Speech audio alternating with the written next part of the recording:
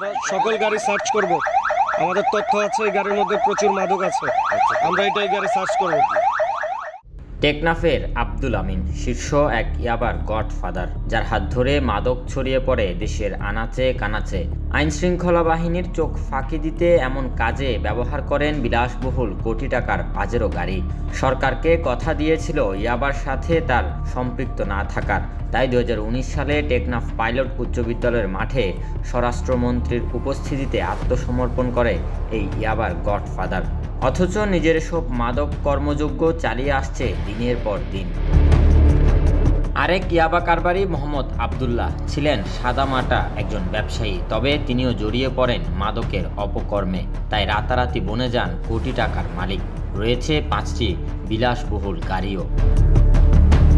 দীর্ঘদিন আইনশৃঙ্খলা বাহিনীর চোখ ফাঁকি দিয়ে এসব করে আসলেও শেষ রক্ষা হয়নি কারো।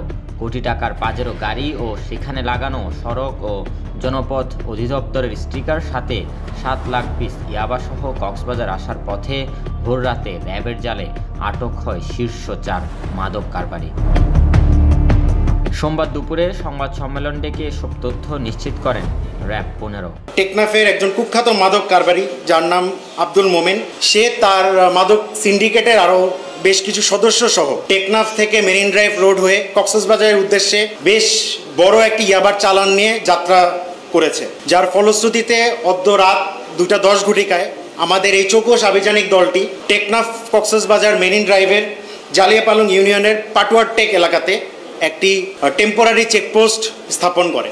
মাদক কারবারি আব্দুল আমিনের যে বিলাসবহুল যে জিপটি, সেই জিপটি আমাদের এই আভিযানিক দলকে এবং আভিযানিক দল কর্তৃক স্থাপিত চেকপোস্টটি ক্রস করে এবং ক্রস করার সময় তাকে সেই গাড়িটিকে ইশারা দিয়ে আমাদের সিগন্যাল দিয়ে দাঁড় করানোর চেষ্টা করা হয়, কিন্তু উক্ত গাড়িটা আমাদের সিগন্যাল অমান্য করে আমাদের এই চৌকিকে পার হয়ে যাওয়ার চেষ্টাকালে আমাদের এই আভিযানিক দল কর্তৃক ওই এসইউভি গাড়িটি আটকানো হয়। প্রাথমিকভাবে জিজ্ঞাসাবাদ করি এবং সেখানে আমরা যে কুখ্যাত মাদক কারবারি আব্দুল আমিনকে আমরা শনাক্ত করতে সক্ষম হই।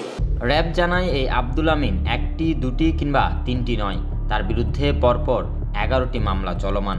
এছাড়া মোহাম্মদ আবদুল্লাহ একজন ইয়াবা এবং গরু চোরাচালানের সাথে জড়িত, যা পারিবারিক ব্যবসায় রূপান্তর করেন। তার বিরুদ্ধেও রয়েছে 2টি মাদক মামলা। আব্দুল আমিন কুখ্যাত মাদক ব্যবসায়ী ও ইয়াবা সম্রাট হিসেবে সে পরিচিত, যে ইয়াবার একটি বড় সিন্ডিকেটকে নেতৃত্ব দেয়। আব্দুল আমিনের বিরুদ্ধে অলরেডি 11টি মাদক দ্রব্য নিয়ন্ত্রণ আইনে রুজুকৃত মামলা চলমান আছে, যা টেকনাফে, কক্সবাজার সদরে এবং এছাড়াও চট্টগ্রামের কোতোয়ালি থানাতেও রয়েছে। মোহাম্মদ আবদুল্লাহ উনিও একজন ব্যবসায়ী, যে আব্দুল আমিনের ভাগ্নে।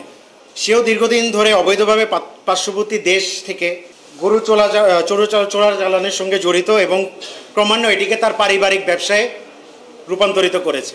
পাশাপাশি সেও বার্মাইয়া সিরাজের সাথে সম্পৃক্ত হয়ে ধীরে ধীরে সেও একজন ব্যবসায়িক ইয়াবার ব্যবসার সাথে জড়িত হয়ে বড় ব্যবসায়ী হিসেবে পরিণত হচ্ছিল। তার বিরুদ্ধে মাদকদ্রব্য নিয়ন্ত্রণ আইনে সর্বমোট 2টি মামলা এখন পর্যন্ত আমরা তথ্য পেয়েছি। এসব অপকর্মের বিরুদ্ধে র্যাবের অবস্থান সবসময় 0 টলারেন্স, তাই অপরাধ নির্মূলে তারা সর্বদা সোচ্চার বলে জানিয়েছেন। কক্সবাজার প্রতিনিধি সাজন বুড়া সাজুর তথ্যচিত্রে ডেস্ক রিপোর্ট, নিউজ নাও 24।